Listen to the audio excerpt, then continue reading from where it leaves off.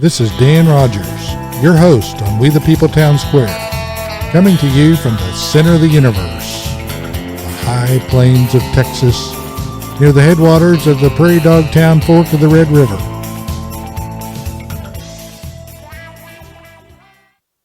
Today is the 12th day of February of 2024, and I'm here in our We the People Town Square studios to interview H.R. Kelly, because a lot of people have asked me, when are you going to do the county commissioner interviews? And I explained that we never got a response back from the incumbents, and one of them hung up on us, and we've emailed, called, and no response. So in order to get the questions out that the voters are asking and want me to ask, I thought I'd just do it without them. So we'll start off by asking Mr. Kelly, why are you running for re-election?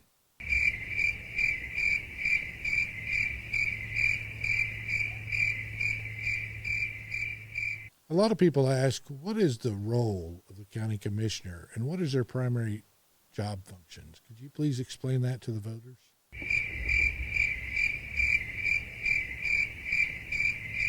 I also get asked a lot, how much does a county commissioner make in salary every year and benefits?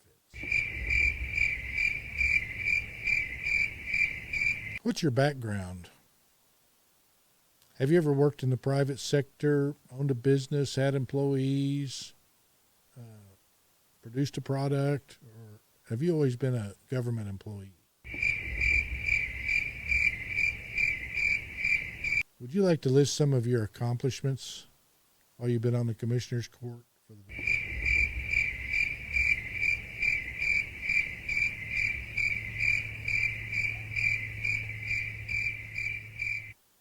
Since you've been on the Commissioner's Court,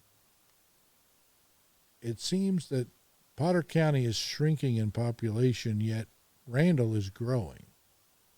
Why do you think that is?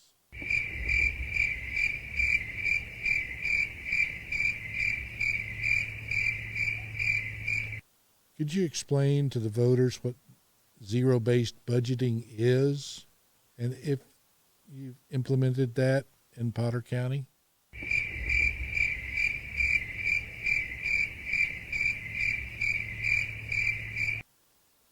The state passed a constitutional amendment, or the voters of the state voted for a constitutional amendment that would reduce property taxes, and a lot of that reasoning was because local jurisdictions such as school districts, cities, counties have been excessive in their taxation. Are you responsible for any of that?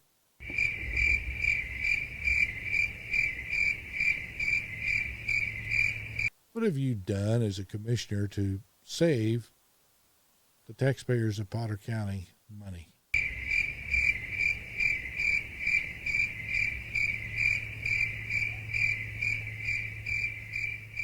One of the duties of the county commissioners are to choose the election system for their county.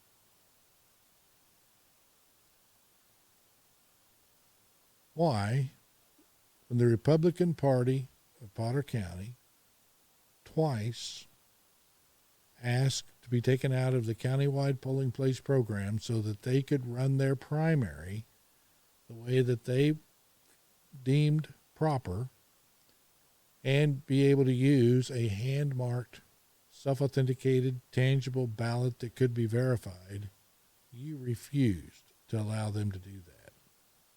Why?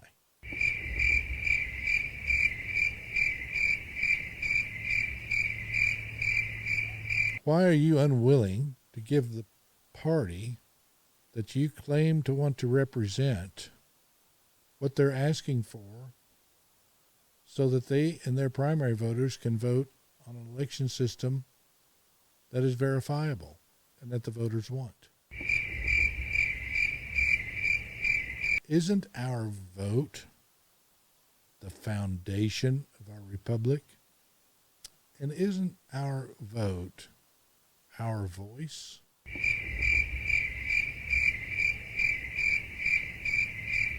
Why have you abdicated your responsibility to choose the election system in your county and deferred instead to the EA, who is basically controlled by the Secretary of State? So now we have elections at the state level, not the county level. They just have the appearance of being at the county. Why have you done that?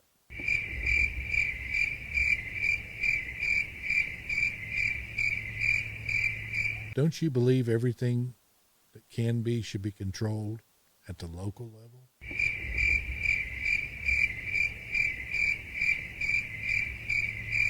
Do you agree or disagree with the statement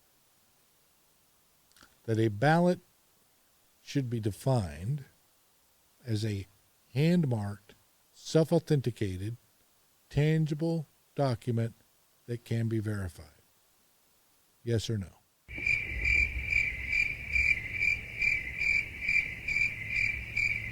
In your vote against the Potter County Republican Party and against the primary voters who make up our party, you said that you preferred convenience over simple, verifiable, and inexpensive system. Why?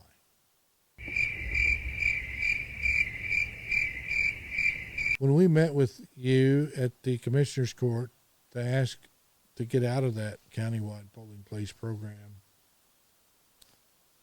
another commissioner on the court said, well, it doesn't matter what the cost is because the state paid for them. Do you agree with that statement?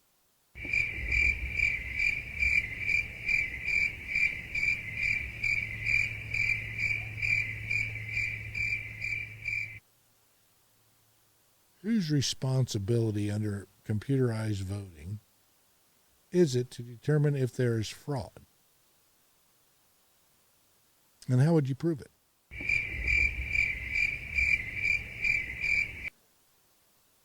If you suspect your opponent of fraud, how would you prove that? Under computerized voting, how can you prove beyond any doubt that you won the election?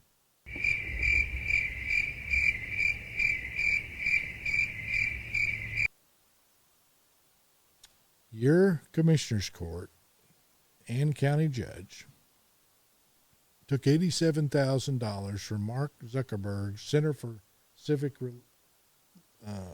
Technology and Civic Relief. And several people have asked me, and we've asked for years, about how that money was dispersed, and we've never gotten an answer. Why will y'all not give us that information or explain to the voters why our voter rolls surged nearly 4,000 voters on or about that time that you received the money? Could you please give us clarity on this issue?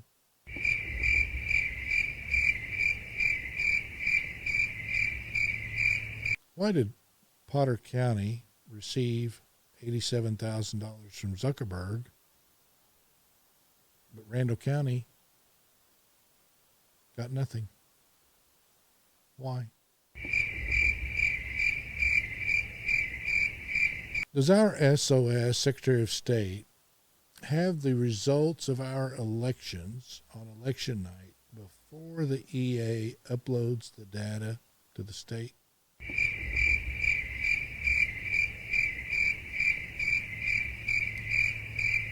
You said they are not connected to the internet. But if the Secretary of State has our voting data before the EA does, how do they get it? Are absentee ballots safe?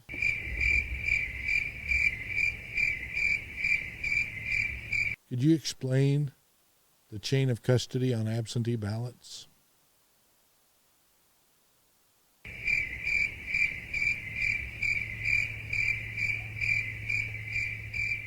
How can you prove that the ballot that is sent out to a voter who's requested an absentee ballot and who fills it out, puts it in an envelope, and sends it back to the EA is the same ballot that the EA sent them?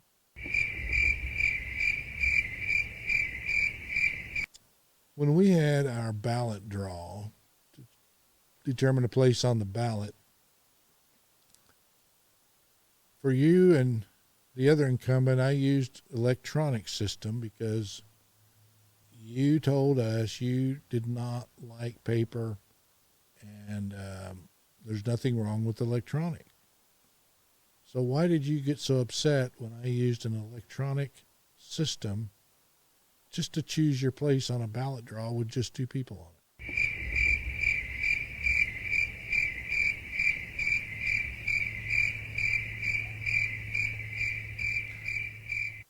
It has come to my attention that y'all have a video of that ballot draw.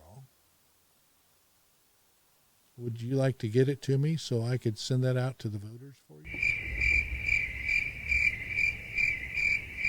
Now let's talk about the new courthouse. Is it true that it's over a year behind schedule? Is it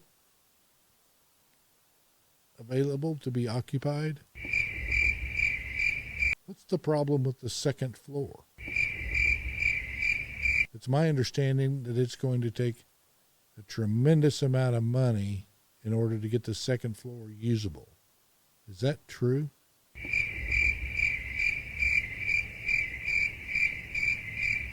Who was responsible for overseeing the building of that new courts building? Was it the county commissioners?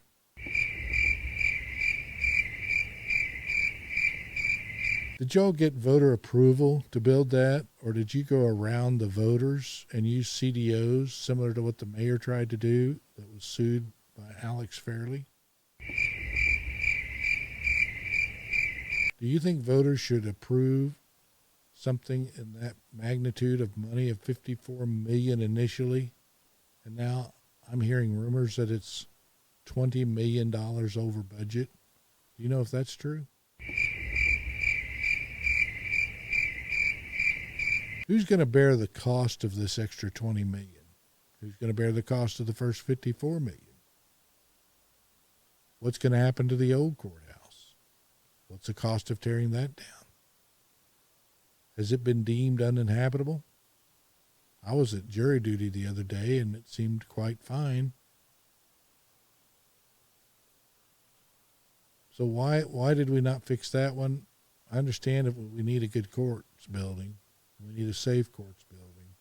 But what type of due diligence and decision-making went into this process to build a new building that's unusable and have another building that everybody claims is about to collapse, but yet everybody's still using it?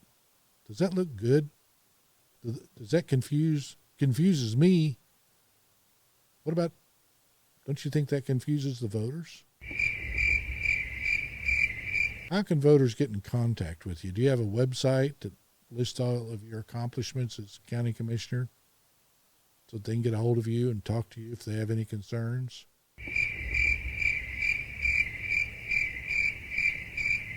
You know, and I'm sitting here listening to your answers. It occurred to me that I think the reason y'all got so upset with me at our ballot draw using the electronic system was that it pointed out y'all's hypocrisy, and it shows what you're doing to the voters, and you don't like it.